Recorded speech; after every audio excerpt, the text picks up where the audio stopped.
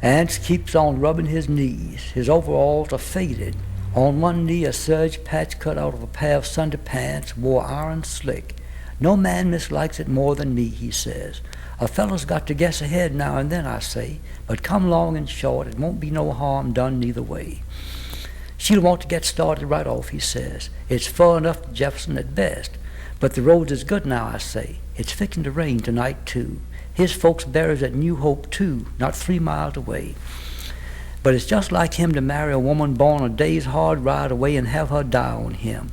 He looks out over the land, rubbing his knees. No man so mislikes it, he says. They'll get back in plenty of time, I say. I wouldn't worry none. It means $3, he says.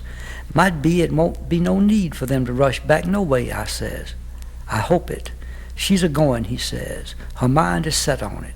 It's a hard life on women for a fact. Some women. I mind my mammy lived to be 70 and more.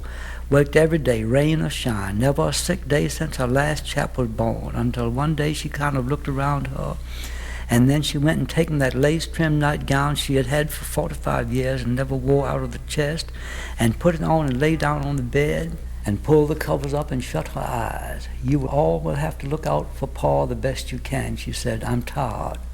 Anse rubs his hand on his knees. The Lord giveth, he says. We can hear Cash a-hammering and a-sawing beyond the corner. It's true. Never a truer breath was ever breathed. The Lord giveth, I say. That boy comes up the hill. He is carrying a fish nigh as long as he is. He slings it to the ground and grunts ha and spits over his shoulder just like a man, done nigh as long as he is. What's that, I say, a hog? Where did you get it? Down to the bridge, he says. He turns it over, the underside caked over with dust where it's wet, the eye coated over, humped under the dirt. Are you aiming to leave it laying there? Anse says. I aim to show it tomorrow, Vardaman says. He looks toward the door. We can hear the talking coming on the draft. Cash, too, knocking and hammering at the boards. There's company in there, he says. Just my folks, I say. They'd enjoy to see it, too.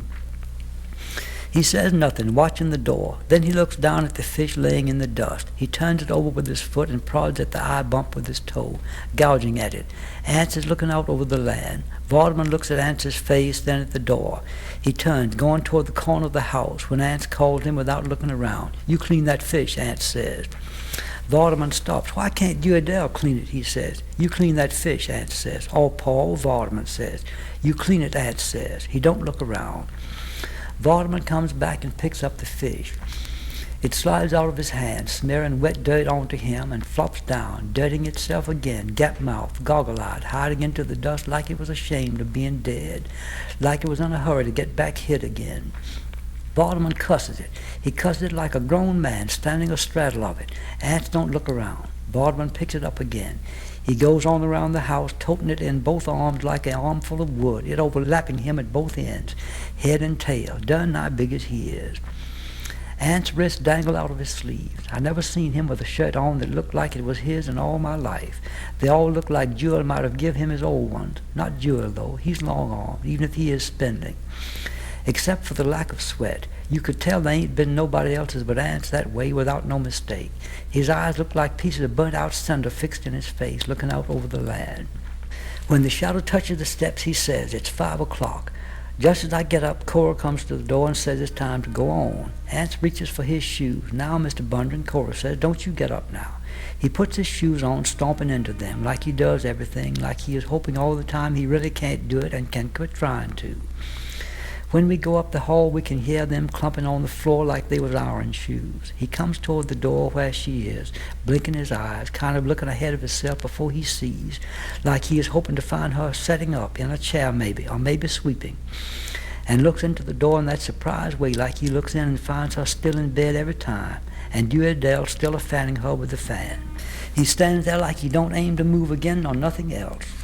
Well, I reckon we better get on, Cora says. I got to feed the chickens. It's fixing to rain, too. Clouds don't lie. The cotton making every day and the Lord sends. That'll be something else for him. Cash is still trimming at the boards. If there's a thing we can do, Cora says. Anse will let us know, I say. Anse don't look at us. He looks around, blinking in that surprised way, like he had wore himself down, being surprised, and was even surprised at that. If Cash just works that careful on my barn, I told Anse it likely won't be no need, I say. I so hope it. Her mind is set on it, he says. I reckon she's bound to go. It comes to all of us, Cora says. Let the Lord comfort you. About that corn, I say. I tell him again I will help him if he gets into a tight, with her sick and all. Like most folks around here, I done hope him so much already I can't quit now. I aim to get to it today, he says. Seems like I can't get my mind on nothing. Maybe she'll hold out till you're laid by, I say. If God wills it, he says. Let him comfort you, Cora says. If Cash just works that careful on my barn. He looks up as we pass. Don't reckon I'll get to you this week, he says. Take no rush, I say, whenever you get around to it. We get into the wagon. Cora sets the cake box on her lap. It's fixing to rain show. I don't know what he'll do, Cora says. I just don't know. Poor Anse, I say. She kept him at work for 30-odd years. I reckon she is tired. And I reckon she'll be behind him for 30 years more, Kate says. Or if it ain't her, he'll get another one before cotton picking. I reckon Cash and Doll can get married now, Eula says. That poor boy, Cora says, that poor little tyke. What about Jewel, Kate says. He can too, Eula says. Huh, Kate says. I reckon he will. I reckon so. I reckon there's more gals than one around here that don't want to see Jewel tied down. Well, they don't need to worry. Why, Kate, Cora says. The wagon begins to rattle. The poor little tyke, Cora says. It's fixing to rain this night. Yes, sir. A rattling wagon is mighty dry weather for a bird cell. But that'll be cured. It will for a fact. She ought to take them cakes after she said she would, Kate says.